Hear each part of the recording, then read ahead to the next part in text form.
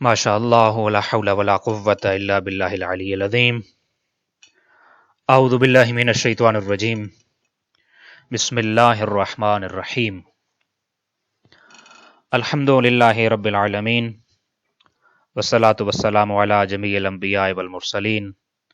خصوصاً علی نبینا وشفیع ذنوبنا وحبیب قلوبنا وطبیب نفوسنا ابی القاسم محمد اللہم صلی علی محمد وآل محمد وعلى أهل بيته الطيبين الطاهرين المعصومين أما بعد فقد قال الله تبارك وتعالى في كتابه المجيد وفرقان الحميد وقوله الحق وهو أصدق القائلين أعوذ بالله من الشيطان الرجيم بسم الله الرحمن الرحيم يا أيها الذين آمنوا اتقوا الله ولتنظر نفس ما قدمت لغد۔ موت کے عنوان سے ہماری گفتگو اور اس گفتگو کو انشاءاللہ تعالی ہم جوڑیں گے اسی سلسلے کے ساتھ کہ جس کو ہم نے محرم الحرام کی 10 مجالس میں بیان کیا تھا، اور یہ موضوع اتنا وسیع ہے کہ اس کے لیے یقیناً اس سے زیادہ وقت بھی درکار ہے اور اس سے زیادہ تفصیل بھی اور اس سے زیادہ ڈیپتھ بھی چاہیے اس موضوع کو سمجھنے کے لیے۔ البتہ ایک چیز آپ کے سامنے عرض کروں کہ جب میرے جیسا کوئی انسان آپ کے سامنے موت کے بارے میں تذکرہ کر رہا ہوتا ہے تو یہ بالکل ایسے ہی ہے کہ جیسے ایک ایسا کاروان اور قافلہ سالار آپ سے بات کر رہا ہو جو قافلہ مثال کے طور پہ حج پہ یا زیارات پہ لے کے جا رہا ہو، لیکن ابھی تک اس نے خود حج نہ کیا ہو، خود زیارات انجام نہ دی ہوں، اور وہ قافلہ سالار بن کے جا رہا ہو، وہ آپ کا گائیڈ بن کے جا رہا ہو، وہ رہنمائی دینے کے لیے جا رہا ہو۔ اب وہ جتنا بھی اس تاریخ میں ان چیزوں کو پڑھ لے، کتابوں سے پڑھ لے اور جتنا بھی اس کے بارے میں جان لے، لیکن چونکہ خود پہلی مرتبہ جا رہا ہے تو ان تمام حالات سے آپ کو باخبر بھی نہیں کر سکتا اور اس کی گائیڈنس بھی اس طرح سے پرفیکٹ نہیں ہو سکتی۔ میرے جیسا بندہ جب بھی آپ کے سامنے موت کے بارے میں گفتگو کرے گا تو یقیناً اس کی جو گفتگو ہوگی اس گفتگو میں اسی طرح کا ایک عکس ملے گا جیسے وہ قافلہ سالار جس کی میں نے ابھی آپ کو مثال دی ہے۔ البتہ یہ جو موضوع ہے اس پہ اگر کوئی بات کر سکتا ہے اور کوئی کسی نے بات کی ہے تو وہ ائمہ اہل البیت علیہم السلام ہی کر سکتے ہیں، اور ان کی بات کرنا بلکہ ایک مرتبہ امیر المومنین علی ابن ابی طالب علیہ الصلوۃ والسلام کے پاس ایک شخص حاضر ہوا اور اس نے کہا کہ یا علی آپ میرے سامنے موت کی تعریف بیان کیجئے۔ تو آپ علیہ الصلوۃ والسلام نے اس تعریف سے پہلے ایک جملہ ارشاد فرمایا، آپ نے فرمایا علی الخیر سقطتم، یعنی تم نے ایک باخبر شخص سے سوال کیا ہے یا تم ایک مناسب جگہ پر اترے ہو، یعنی جس کے پاس اس چیز کا علم تھا اور جو باخبر تھا تم نے اس سے آ کر پوچھا ہے۔ ہم سب اس موت کے مرحلے کے بارے میں جو جاننے کی کوشش کر رہے ہیں وہ انہی باخبر ذرائع سے جاننے کی کوشش کر رہے ہیں، قرآن مجید سے، ائمہ اہل البیت علیہم السلام کی تعلیمات سے، ان کے فرامین سے، تاکہ ہم اس موت کے مرحلے کے لیے یوں تیار ہو جائیں جیسے ایک باخبر قافلہ سالار ان تمام چیزوں کو جس نے دیکھا ہوتا ہے، ایکسپیرینس کیا ہوتا ہے اور وہ آگاہ کر رہا ہوتا ہے، اس کی اس آگاہی اور رہنمائی میں ہم جائیں۔ میرا آپ کے سامنے بیان کرنا یہ تمام وہ چیزیں ہیں جو ائمہ اہل البیت علیہم السلام کی تعلیمات سے ماخوذ ہیں۔ اس کو میرا پرسنل اس میں تجزیہ بہت کم و بیش ہے۔ موت کے بارے میں تذکرہ کو ائمہ اہل البیت علیہم السلام کے تذکرہ سے جب تک جوڑا نہیں جائے گا اس وقت تک وہ تذکرہ کمپلیٹ نہیں ہو سکتا اور ایک بہترین تجزیہ اور تبصرہ نہیں ہو سکتا ہے۔ اس سے پہلے ہم نے جو 10 سیٹنگز میں گفتگو کی ہے اس میں ہم نے جو بات کی اس کا ایک خلاصہ یہ بنتا تھا کہ موت سے بیزاری یا موت سے وحشت یا موت سے ڈرنا اور پھر دنیا سے محبت اور دنیا کے ساتھ دل لگانا، یہ صرف شرعی نقطہ نگاہ سے قابل مذمت نہیں ہے بلکہ عقل بھی اس چیز کے بارے میں کہتی ہے کہ ایسے نہیں ہونا چاہیے۔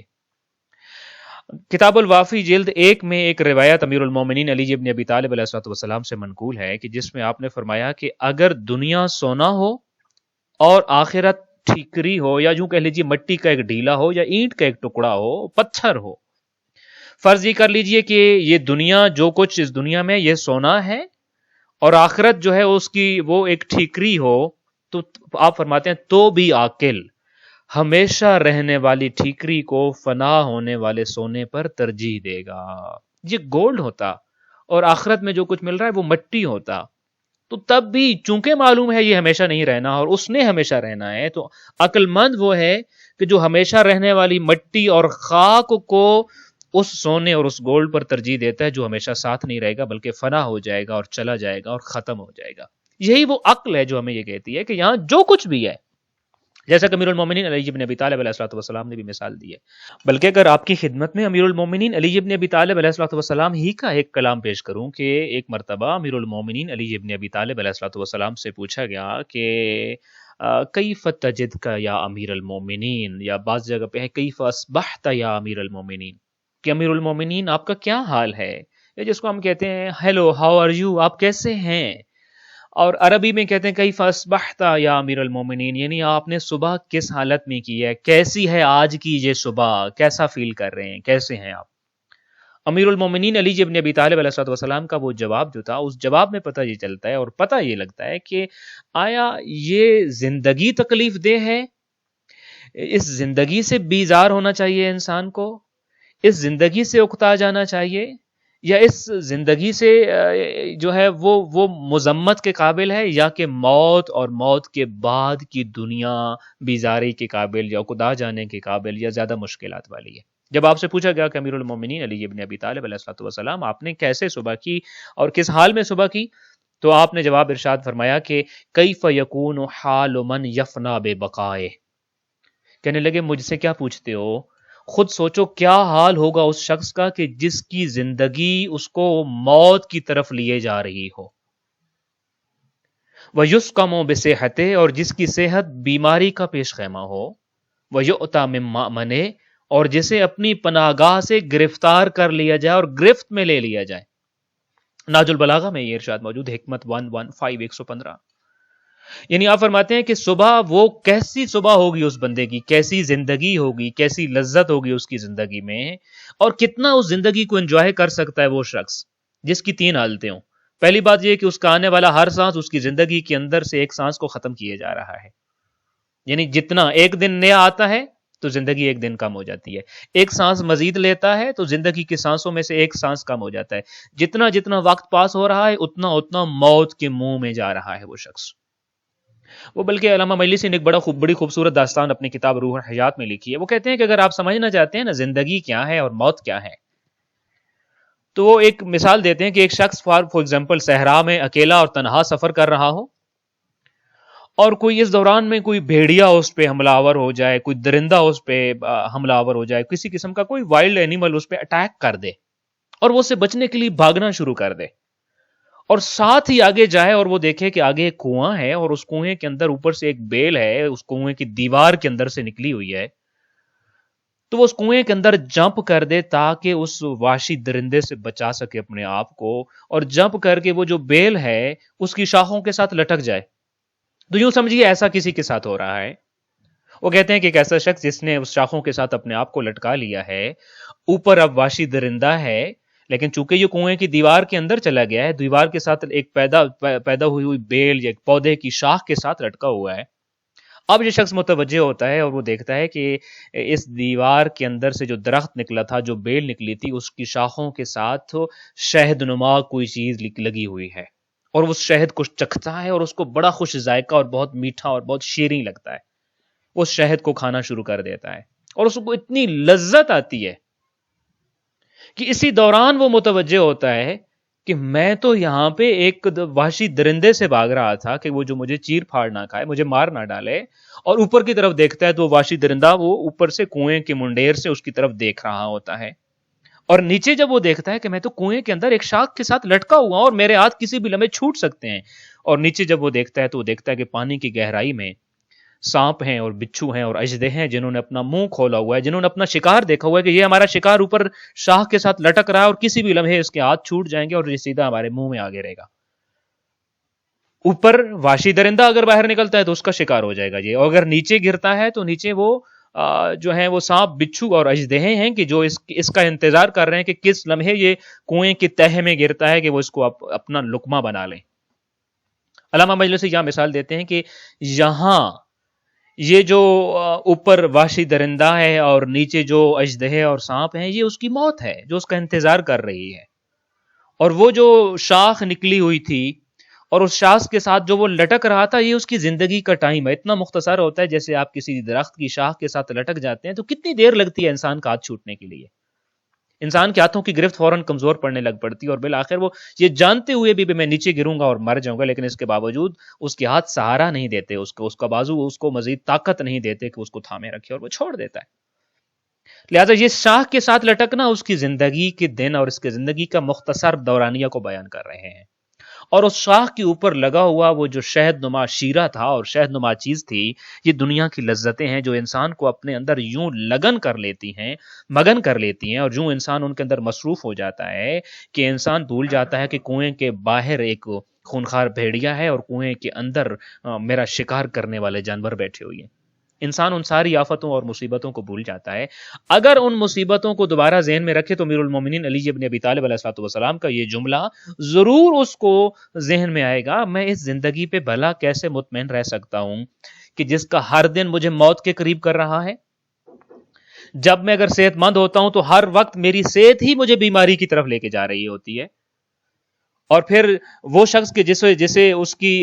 جو ہے پناہگاہ سے گرفت میں لے لیا گیا ہے، وہ جتنے بھی بڑے محلوں میں بیٹھا ہوگا، جب موت آئے گی تو پھر کوئی مفر نہیں ہے، کوئی انکار نہیں. حضرت عیسیٰ علیہ السلام سے اسی قسم کا ایک سوال پوچھا گیا تھا کہ کیف اصبحت یا نبی اللہ، اللہ کے نبی آپ کیسے ہیں، ہاؤ آر یو؟ تو آپ علیہ السلام نے فرمایا تھا میری حالت یہ ہے کہ اصبحت لا املک تقدیم ما ارجو. کہنے لگے اتنا بے بس ہوں کہ جو چاہتا ہوں اس کو پا نہیں سکتا، چونکہ قادر مطلق تو خدا کی ذات ہے، میں نہیں ہوں. جو چاہوں مل جائے، ہو ہی نہیں سکتا اس دنیا میں، بڑا بے بس ہوں. آپ خود دیکھیے نا، یہ یعنی انسان کی زندگی بے بسی کی زندگی ہے، اسٹرگل کی زندگی ہے، محنت کی زندگی ہے، ناکامیوں کی زندگی ہے، مشکلات کی زندگی ہے. اگر بیزاری ہوتی تو زندگی سے ہونی چاہیے تھی، موت سے تو نہیں ہونی چاہیے تھی. تو حضرت عیسیٰ نے یہی کہا کہ میں تو اس زندگی میں اتنا بے بس ہوں کہ جو کچھ چاہتا ہوں وہ ملتا نہیں ہے، وہ پا نہیں سکتا ہوں. اور پھر فرمایا وَلَا أَسْتَطِيعُ دَفْعَ مَا أُحَاذِرُ، جس سے ڈرتا ہوں اس سے خود کو بچا نہیں سکتا، اس سے خود کو دور نہیں کر سکتا، چونکہ اختیارات کی مالک خدا کی ذات ہے، میں نہیں ہوں. یہ کیسی عجیب زندگی ہے. انسان اس دنیا میں زندگی گزار رہا ہے، جو چاہتا ہے وہ ملتا نہیں، جس سے ڈرتا ہے وہ رکتا نہیں، اور پھر بھی چاہتا ہے اور جیتا رہوں. بڑا تعجب ہوتا ہے اس بات پہ تو. اور پھر تیسرا جملہ جناب حضرت عیسیٰ نے جو فرمایا تھا کہ وَأَصْبَحْتُ مُرْتَهِنًا بِعَمَلِي وَالْخَيْرُ كُلُّهُ فِي يَدِ غَيْرِي، کہ میں تو رہن پر رکھ دیا گیا ہوں. جیسے ایک رہن پہ رکھی جاتی ہے نا، کسی کے پاس ایک چیز رکھتے ہیں اور وہ کچھ عرصے بعد واپس پلٹنا ہوتی ہے، تو میں تو رہن پہ رکھ دیا گیا ہوں، اور میرا عمل کے لیے میں عمل کے بدلے رکھا گیا ہوں. میرا عمل اچھا ہوا تو مجھے حیات جاودانی مل جائے گی. اور پھر فرمایا لا فقیر افقر منی، مجھ سے زیادہ بے کس کون ہوگا، مجھ سے زیادہ مجبور کون ہوگا، مجھ سے زیادہ تنگ دست کون ہوگا. یہ تنگ دستی اور مجبوری کی زندگی ہے. اور امیر المومنین علی بن ابی طالب علیہ السلام نہج البلاغہ ہی میں انسان کی بے بسی کا عالم بڑا خوبصورت انداز میں بیان کر رہے ہوتے ہیں. کلمات قصار نمبر 191 میں فرماتے ہیں آپ کہ انما المرء فی الدنیا غرض تنتظر فیہ المنایا. انسان کی زندگی جو دنیا میں ہے، یوں سمجھیے کہ انسان ایک سرکل کے اندر کھڑا ہوا ہے اور اس سرکل کے باہر چاروں طرف سے تیر انداز کھڑے ہوئے ہیں. کبھی کس طرف سے کوئی تیر چلتا ہے جو سرکل میں کھڑے ہوئے کسی شخص کو لگتا ہے اور وہ مر جاتا ہے، پھر کسی طرف سے کوئی اور تیر چلتا ہے، لگاتار تیروں کی بارش ہو رہی ہے اور اس سرکل کے اندر لوگ کھڑے ہوئے ہیں. تو فرمایا کہ دنیا میں سب انسان موت کی تیر اندازی کا یوں ہی ہدف اور نشانہ بن رہے ہیں. ہر لمحے موت نشانے لے رہی ہے. کبھی کس کو نشانہ لگ رہا، کبھی میرے ریلیٹیوز میں سے کسی کو لگتا ہے، کبھی دوستوں میں سے لگتا ہے، کبھی کولیگز میں سے لگتا ہے، کبھی محلے داروں میں سے کسی کو لگتا ہے. اور آپ اندازہ کریں جو سرکل میں کھڑے ہوئے لوگ ہیں، جن کے سامنے لوگ ایک ایک کر کے موت کے نشانے جو لگ رہے ہیں، موت کے تیر جو نشانے پہ لگ رہے ہیں ان سے گر رہے ہوں، تو باقیوں کا کیا حال ہوگا. مگر انسان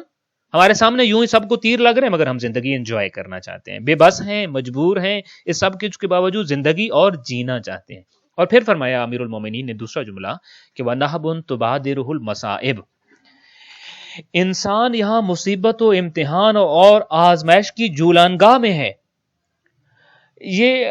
جو لوگ دیہاتوں سے تعلق رکھتے ہیں، یہ آج کل تو یوٹیوب پہ آپ سب کچھ دیکھ سکتے ہیں. پرانے زمانے میں جانوروں کے ساتھ ہل چلایا جاتا تھا. بیل دو جوت لیے جاتے تھے اور ان کی گردن پہ ایک چیز رکھی جاتی تھی، دونوں بیلوں کی گردن پہ، اور اس چیز کے ساتھ پیچھے سے ہل باندھ دیا جاتا تھا. اور اس عمل کو کہتے تھے بیل جوتنا، اور جو ان دونوں کے گردن کے اوپر رکھتے تھے کہ جس کے ساتھ ہل بندھا ہوا ہوتا تھا اور کہ جب وہ چلتے تھے تو زور پہ ہل چلتا تھا، تو اس کو جولا بولتے ہیں، اسی سے جولانگاہ ایک لفظ استعمال ہوتا ہے۔ امیر المومنین علی بن ابی طالب علیہ السلام کہتے ہیں کہ ہر وقت انسان کی گردن پر مصائب کا جولا کسا ہوا ہے اور لگا ہوا ہے، کوئی ایسا وقت نہیں ہے۔ عمومی طور پہ جن لوگوں نے دیہات کی زندگی کو دیکھی، وہ لوگ عموماً کسان ایک دوسرے کو کہتے تھے کہ تیرے حیوان تھک گئے ہوں گے، تیرے بیل تھک گئے ہوں گے، اب ان کا جولا اتارو، انہیں آزاد کرو۔ ان جانوروں کو بھی آزادی ملتی ہے اس جولے سے، مگر امیر المومنین فرماتے ہیں ناج البلاغہ میں، انسان وہ ہے کہ جس کی گردن سے مصیبتوں کا جولا کبھی نہیں اترتا، آزمائشوں کا جولا کبھی نہیں اترتا، ہمیشہ اس جولانگاہ کے اندر اور اس کھیت کے اندر اور اس میدان کے اندر ہر وقت موجود رہتا ہے، اور ہر وقت اس مصیبت میں، اس پریشانی میں یہ موجود رہتا ہے اور اس امتحان سے گزرتا رہتا ہے۔ اور پھر اس کے بعد عجیب غریب جملے فرمائے، میں وما کل جرعۃ شرکون، یہ کیسی زندگی ہے جہاں پانی پیتے ہوئے یہ ڈر لگتا ہے کہ کسی گھونٹ کے ساتھ کوئی اچھو نہ آ جائے،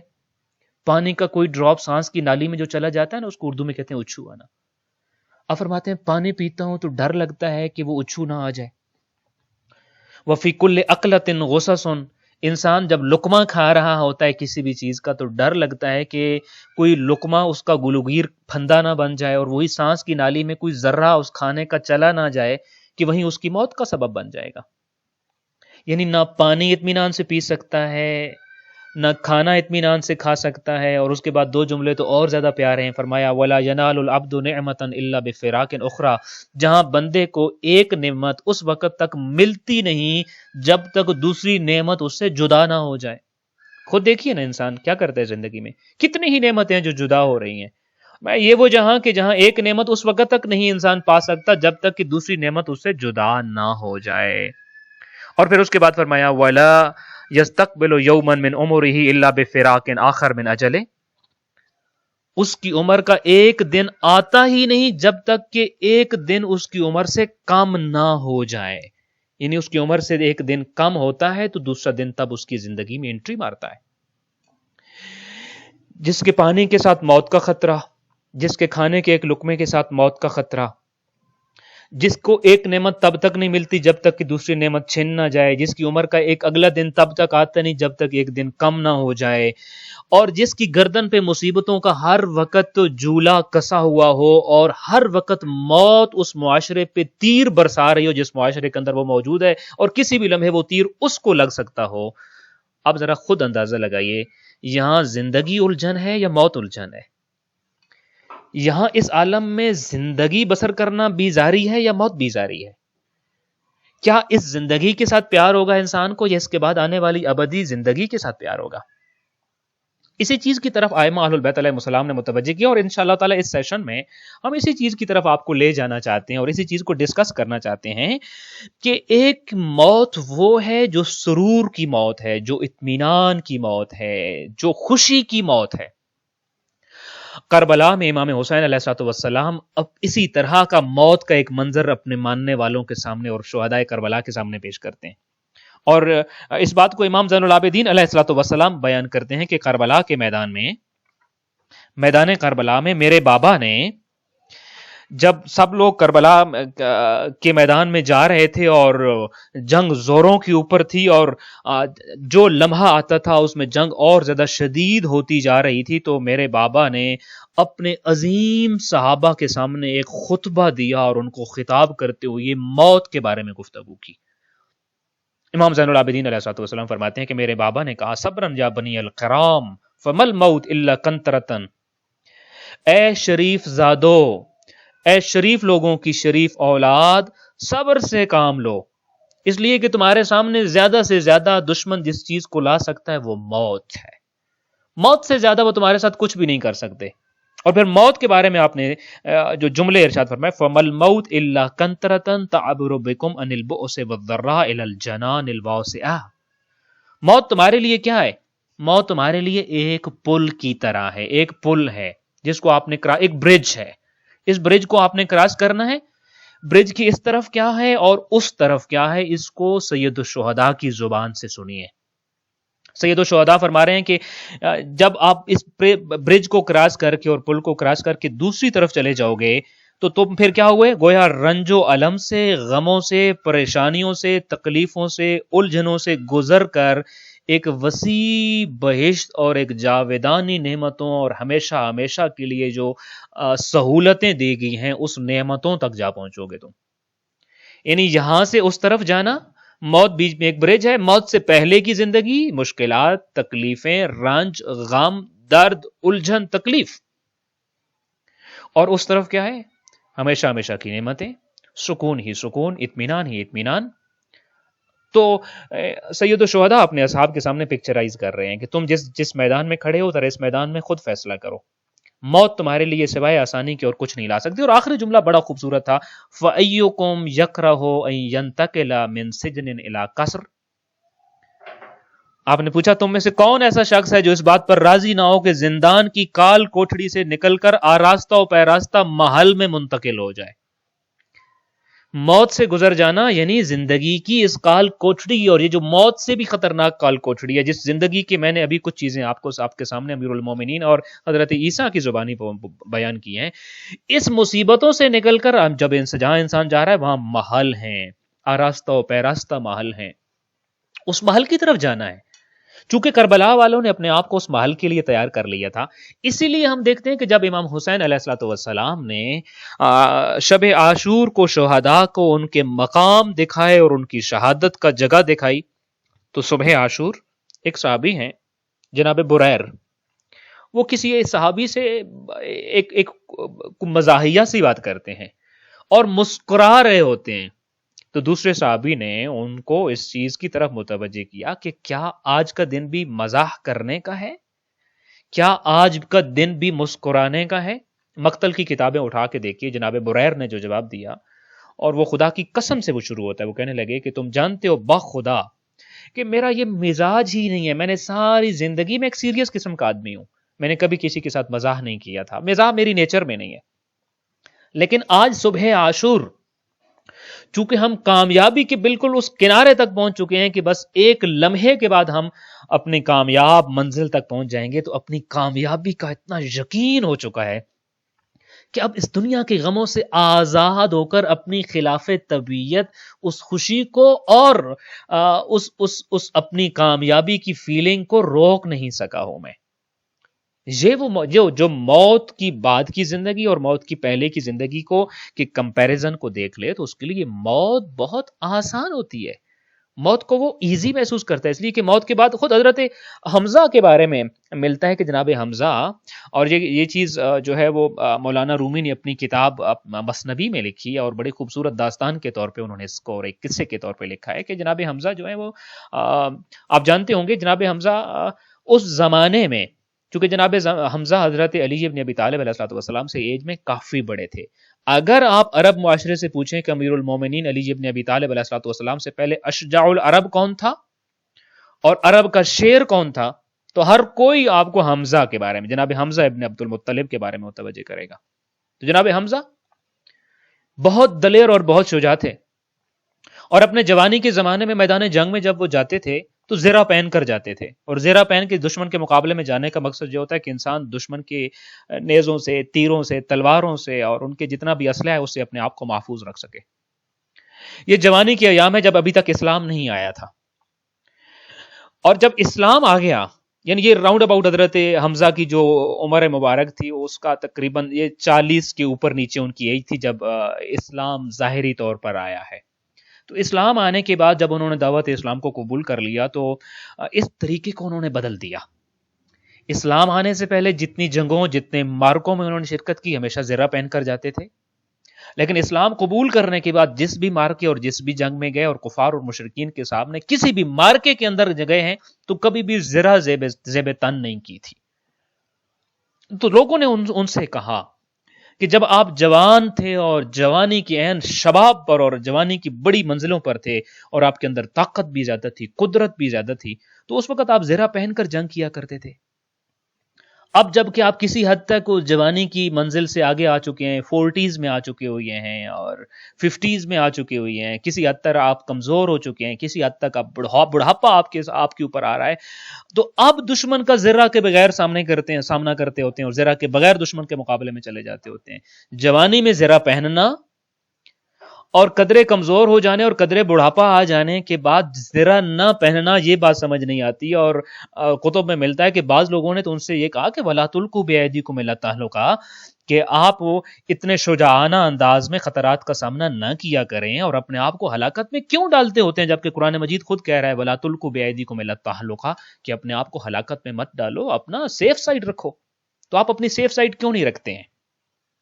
جو جواب تھا حضرت حمزہ کا، اس کو جو ہے وہ مولانا روم نے شعر و شاعری کی صورت میں بند کیا ہے۔ تو جناب حمزہ وہ لکھتے ہیں، گفت حمزہ چونکہ بودم من جوان، مرگ می دیدم ودائے این جہان، کہ حضرت حمزہ نے بتایا فرق کیا ہے، پہلے زرہ کیوں پہنتا تھا اور اب زرہ کیوں نہیں پہنتا ہوں۔ تو جناب حمزہ نے یہ جواب دیا کہ میں جب جوان تھا تو میرا موت کا کانسیپٹ کچھ اور تھا، اب میرا موت کا کانسیپٹ بدل گیا ہے، لہذا موت کا کانسیپٹ بدل جانے کی وجہ سے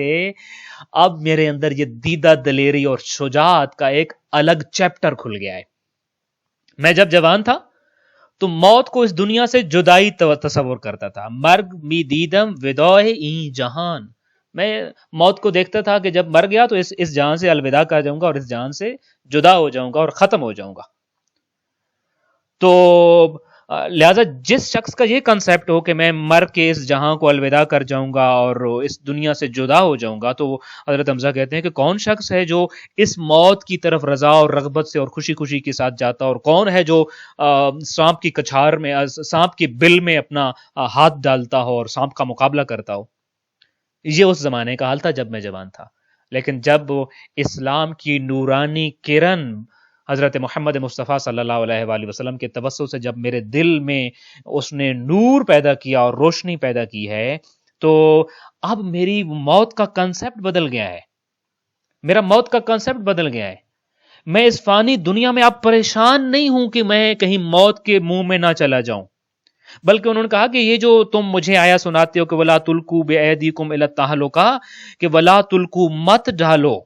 یہ وَلَا تُلْقُوا کا حکم ان لوگوں کے لیے ہے کہ جو موت کو ہلاکت سمجھتے ہیں۔ بِأَيْدِيكُمْ إِلَى التَّهْلُكَةِ، موت جن کے نزدیک ہلاکت ہوتی ہے ان کو کہا گیا کہ مت موت کے منہ میں اپنے آپ کو ڈالو، لیکن جن کے نزدیک موت جو ہے بہشت کا دروازہ کھلنے کا نام ہے، ان کے بارے میں تو قرآن مجید کہتا ہے سارے جلدی آ جاؤ، جلدی آ جاؤ اس دنیا کو، اس غموں کی دنیا کو، پریشانی کی دنیا کو، دردوں دکھوں کی دنیا کو چھوڑ کے سارے الی مغفرت من ربکم، اپنے رب کی طرف جلدی جلدی آ جاؤ۔ تو حضرت حمزہ نے یہاں پہ ایک فرق بیان کیا کہ جو موت سے ڈرتا ہے اس کے لیے ہوتا ہے وَلَا تُلْقُوا بِأَيْدِيكُمْ إِلَى التَّهْلُكَةِ، کہ وہ چاہتا ہے اپنے آپ کو ہلاکت میں نہ ڈالوں، چونکہ موت اس کی نزدیک ہلاکت ہے، ہلاک ہو جانا ہے، موت اس دنیا سے کٹ جانا ہے، اور موت یعنی ختم ہو جانا ہے۔ لیکن جس کو یہ پتا ہے کہ موت ختم ہو جانا نہیں ہے، بلکہ موت تو ایک دروازے کا کھلنا ہے، اور وہ دروازہ جو وہ جنت کا دروازہ ہے، وہ کبھی بھی موت کو ناپسند نہیں کرے گا، موت سے بیزار نہیں رہے گا۔ کبھی ایسا شخص موت سے بیزار نہیں رہ سکتا ہے، بلکہ وہ موت کی خواہش کرے گا، اور اس کے لیے کیا حکم ہے؟ سارے جلدی جلدی آ جائے، یا ایتھا النفس المطمئنہ ارجعی الی ربک، اے نفس مطمئن لوٹ آئیے۔ تو دو قسم کا حکم۔ ابھی مجھے یہ دیکھنا ہے کیا میں ان لوگوں میں سے ہوں، ہم ان لوگوں میں سے ہیں جن کو کہا جا رہا ہے آئیے بہشت آپ کے لیے تیار ہے، اور یہ کون بتائے گا مجھے؟ میرا اپنا آپ بتائے گا، میرا عمل بتائے گا، میری سوچ بتائے گی، موت کے ساتھ میرا ایٹیٹیوڈ اور میرا بیہیویئر بتائے گا۔ یہ چیز میں خود بتاؤں گا اپنے آپ کو کہ میں کیا موت کے لیے اس حد تک آمادہ ہوا ہوں یا نہیں ہوا۔ لہذا حضرت حمزہ نے یہ بتایا کہ موت، کربلا والوں نے یہ بتایا کہ موت، جناب بریر نے یہ بتایا کہ موت ناپسند کی جانے والی چیز نہیں ہے، بیزار رہنے والی چیز نہیں ہے، بھاگنے والی چیز نہیں ہے، بلکہ موت وہ چیز ہے کہ جس کو ویلکم کرنا چاہیے۔ اور خود ہم جب یہ دیکھ رہے ہیں کہ جس سسٹم میں انسان، اور تاریخ میں آپ دیکھیے، مثال کے طور پہ آپ میں ایک سوال کرتا ہوں آپ سے کہ آپ کے اپنے نالج کے مطابق کتنے لوگوں کو آپ جانتے ہیں کہ جو موت کے لیے فلی پریپیئرڈ تھے، البتہ کل انشاءاللہ تعالیٰ کل کے لیکچر میں کوشش کروں گا کہ اس سوال کا جواب بھی دوں کہ انسان کب موت کے لیے فلی پریپیئرڈ ہوتا ہے، کب فل تیار ہوتا ہے۔ مل استعداد للموت، موت کی استعداد کیا ہے؟ کہ جب وہ استعداد پیدا ہو جائے تو انسان کہتا ہے کہ میں اب ایلیجیبل ہو گیا ہوں، اب میں بے پرواہ ہو گیا ہوں موت سے۔ اینی ہو، آپ اپنی زندگی میں کتنے لوگوں کو جانتے ہیں جو موت سے بے پرواہ تھے؟ آپ ان کا جو وے آف لائف تھا اس کو دیکھیں، اور جو لوگ موت سے ڈرتے ہیں ان کا سٹینڈرڈ آف لائف دیکھیں۔ ان دونوں کی زندگی گزارنے کے طریقہ کار میں آپ زمین آسمان کا فرق دیکھیں گے، اور پھر آپ خود اس کو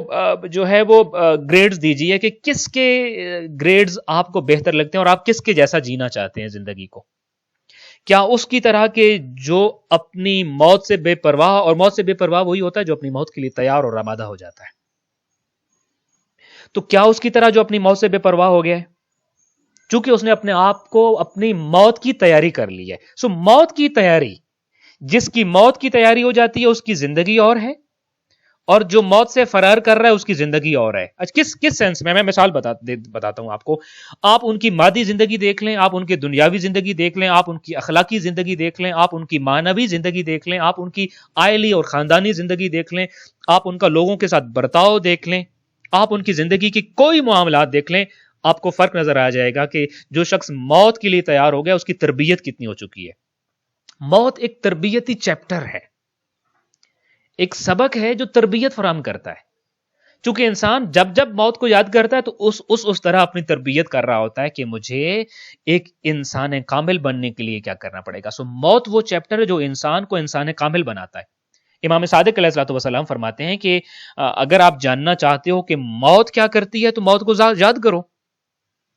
من اکثر من ذکر الموت رضی من الدنیا بالیسیر۔ البتہ یہ امیر المومنین علی ابن ابی طالب علیہ الصلوۃ والسلام کا فرمان جو ابھی آپ کے سامنے عرض کیا، امام صادق علیہ الصلوۃ والسلام کا فرمان، اس کے بعد آپ کی خدمت میں عرض کرتا ہوں۔ موت کیا کرتی ہے؟ من اکثر من ذکر الموت، جس نے موت کا کثرت سے ذکر کیا، جو شخص موت کو کثرت سے یاد کرتا ہے، زیادہ یاد کرتا ہے،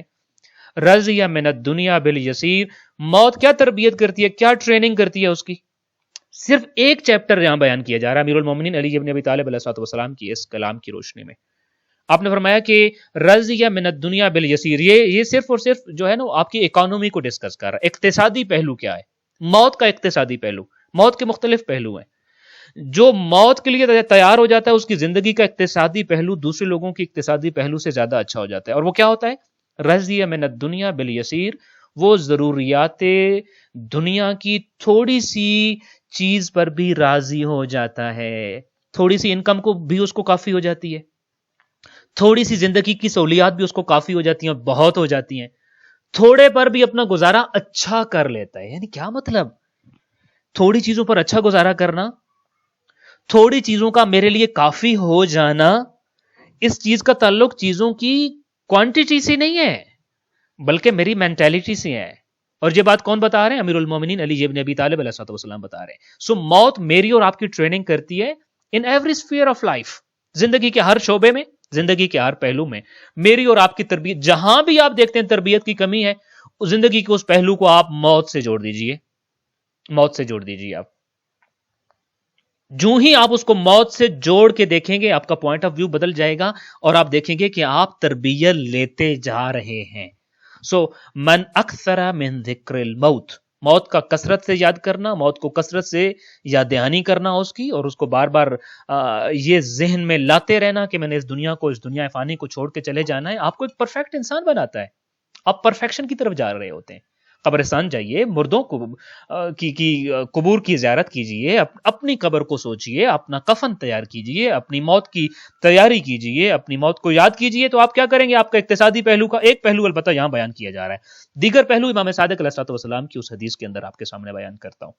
تو امیر المومنین علی ابن ابی طالب علیہ الصلوۃ والسلام یہ بتا رہے ہیں کہ رضی من الدنیا بالیسیر، اگر دنیا میں جو آپ کا پیکج ہے، جو آپ کی سیلری ہے وہ کافی نہیں ہو رہی، جو آپ کو گھر میں چیزیں ہیں وہ آپ کو کافی نہیں ہو رہی ہیں، آپ اقتصادی حوالے سے مطمئن نہیں ہیں، تو آپ نے فرمایا موت کو یاد کیجئے، ضروریات زندگی کی، ضروریات دنیا کی تھوڑی سی چیزوں پر بھی آپ راضی ہو جائیں گے، راضی ہو جائیں گے آپ۔ ایک پہلو یہ موت ٹریننگ کر رہی ہے اچھا، دوسرا پہلو امام صادق علیہ الصلوۃ والسلام کی جو حدیث آپ کے سامنے عرض کرنا چاہ رہا تھا، اس میں ایک سے زیادہ پہلو امام علیہ الصلوۃ والسلام نے بیان فرمائے. آپ نے فرمایا کہ ذکر الموت یمیت الشہوات فی النفس. موت کو یاد کرتے ہو نا،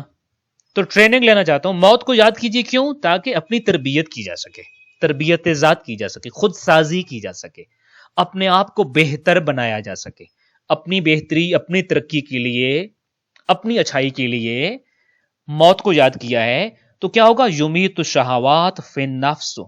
موت کی یاد ناجائز شہوتوں کو انسان کے ضمیر میں مار ڈالتی ہے. موت یاد کیا، ناجائز شہوتیں میرے نفس کے اندر، میرے ضمیر کے اندر ہی اپنی موت خود مر جائیں گی. اب نہ ناجائز، یہ ذہن میں رکھیے، انسان بدلتا کب ہے؟ جب اس کی سوچ بدلتی ہے، جب اس کی فکر بدلتی ہے. انسان ہمیشہ اپنی سوچ کے مطابق جو سوچتا ہے وہی کرتا ہے. میں اگر اچھا بننا چاہتا ہوں تو میرا عمل تب اچھا ہوگا جب میں اچھا سوچوں گا. میرے ضمیر کے اندر پائی جانے والی سوچیں جو غلط ہیں ان کو مارنا پڑے گا، اور اس کو مارنے کے لیے موت، میری مانوی تربیت. ذکر الموت یمیت تو شہوات فی النفس. اگر آپ موت کو یاد کریں گے، آپ کے نفس کے اندر، آپ کے ضمیر کے اندر جو نفس پرستی کے خیالات آئیں گے، جو ناجائز خواہشات آئیں گی، جو ناجائز شہوت پرستی کے خیالات آئیں گے، وہ آپ کے ضمیر کے اندر دم گھٹ جائے گا اور ان کی موت ہو جائے گی اور مار ڈالیں گے آپ اس کو. اور پھر فرمایا کہ وَيَقْلَعُ مَنَابِتَ الْغَفْلَةِ. موت کو یاد کریں تو غفلت اور بے خبری کو جڑ سے اکھاڑ دیا ہے آپ نے اپنے اندر سے. اب غافل نہیں ہوں گے، اب بے خبر نہیں ہوں گے. یعنی کیا مطلب؟ آپ کو بصیرت مل جائے گی. جتنا زیادہ موت کے بارے میں فکر مند رہیں گے، موت کو یاد کریں گے، آپ اتنا ہی صاحب بصیرت ہوتے جائیں گے. صاحب بصیرت کون ہوتا ہے؟ جو وقت سے پہلے حالات کو پڑھ لیتا ہے، جو وقت سے پہلے اپنے آنے والی چیزوں کے لیے تیار ہو جاتا ہے. ہم بعض اوقات لوگوں کو کتنا داد دے رہے ہوتے ہیں کہ فلاں شخص نے یہ پروفیسی کی تھی اور وہ دیکھیے فلاں کام ہو گیا ہے، اس کی پیشین گوئی پوری ہو گئی ہے، وہ حالات میں یہ خطرہ دیکھ رہا تھا اور وہ بالکل ٹھیک دیکھ رہا تھا. آپ بھی حالات کو دیکھ سکتے ہیں، آپ بھی حالات کو پڑھ سکتے ہیں، آپ بھی غافلین میں سے نکل سکتے ہیں، آپ بھی بے خبری سے نکل سکتے ہیں اور ان لوگوں میں سے ہو سکتے ہیں جو باخبر ہوتے ہیں حالات کے ساتھ. لیکن کیسے؟ ذکر الموت. موت کو یاد کیجئے، موت کے ذاکر بنیے، ذکر کیجئے موت کا. یقلع منابت الغفلہ. آپ کے اندر سے بے خبری ختم ہو جائے گی، غفلت ختم ہو جائے گی. اور پھر امام صادق علیہ السلام نے فرمایا وَيَقْوَ الْقَلْبُ بِمَوَاعِدِ اللَّهِ. اور پھر دل آپ کا مضبوط ہو جائے گا. وہ جو خدائی وعدے ہیں نا، ان خدائی وعدوں کے ذریعے آپ کا دل مضبوط ہو جائے گا. اور پھر اس کے بعد آپ نے فرمایا کہ وَيُرِقُّ الطَّبْعُ. اور پھر دل میں رقت پیدا ہوگی اور دل میں نرمی پیدا ہوگی. آپ نرم خو جائیں گے، نرم طبیعت ہو جائیں گے، نرم مزاج ہو جائیں گے. وَيُطْفِئُ نَارَ الْحِرْصِ. اور آپ کے اندر ہوا اور ہوس پرستی اور آپ کے اندر جو لالچ ہے اس کی علامتیں بھی مٹ جائیں گی. وَيَحْقُرُ الدُّنْيَا. اور صرف آپ کے اندر سے ہوس پرستی اور لالچ اور حرص کی آگ ہی نہیں بجھ جاتی، بلکہ دنیا کو انسان کی نگاہوں میں چھوٹا اور حقیر بنا کر پیش کرتی ہے موت. اگر آپ یہ چاہتے ہیں کہ دنیا کی چیزیں آپ کے سامنے چھوٹی رہیں اور حقیر رہیں تو موت کو یاد کیجئے. اور پھر آپ نے فرمایا کہ وَهُوَ مَا قَالَ النَّبِي صلی اللہ علیہ وآلہ وسلم فِكْرُ سَاعَةٍ خَيْرٌ مِنْ عِبَادَةِ سَنَةٍ.